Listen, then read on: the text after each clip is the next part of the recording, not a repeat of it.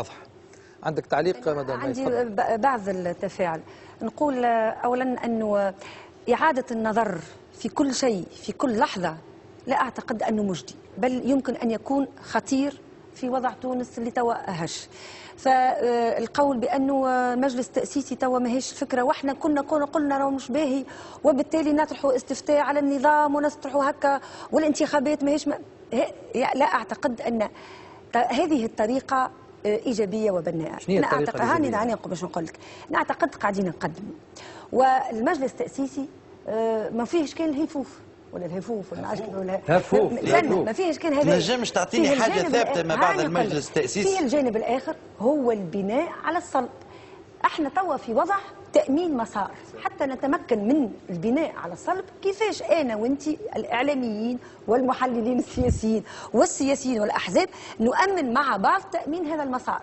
اولا يمر، انا نمشي في نفس الاتجاه صديقي، اولا يمر عبر درجه من التوافق الوطني حول المسار.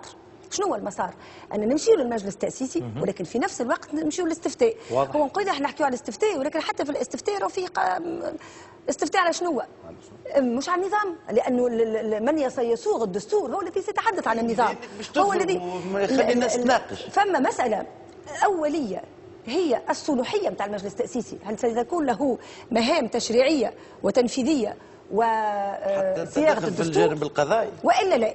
ولتأمين المسار ولدرءا لكل معناها الإطلاقية في المهام، من المطروح تحديد هالمهمة دي. والأسهل حاجة أخرى هي المدة.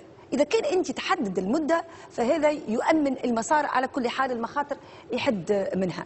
أنا أعتقد أننا في حاجة في هذه الفترة، معناها في سبتمبر، في بداية سبتمبر، إلى توافق وطني حول ضرورة الاستفتاء إلى جانب المجلس التأسيسي. ايش معناها؟ خاطر حتى غنبسطوا يوم الاقتراع، المواطن يمشي لصندوق الاقتراع باش يختار قيمته وفق نظام اقتراع كما فيه الايجابي كما فيه السلبي، انظمه الاقتراع كلها هكاك.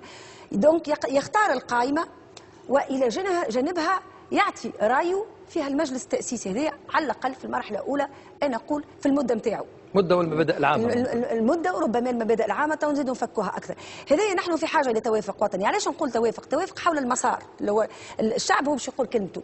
والتوافق انا اعتقد انه ممكن، لانه توا الحوار في تونس اغلب الاحزاب واهم الاحزاب هي مع الاستفتاء، وبالتالي خلينا نوضح هذا الامر وخلينا نسير به الى الحكومه حتى يصدر في شأنه ما يجب أن يصدر ونمشي في هذا الاتجاه. المسألة الأخرى أن أعتقد نحن في مرحلة في حاجة إلى أن نوضح المواطن حتى لا يشعر نفسه في هفوف وكالكلام الصعيب هذاك. أنا ما نشعرش أن تونس في مرحلة مفصلية وإحنا نجم نأمنها. المهام، فما المهام التنفيذية، الحكومة اللي يلزمها تأمن مواصلة العمل، المرفق العام يواصل والحياة العامة والميزانية الدولة والى آخره.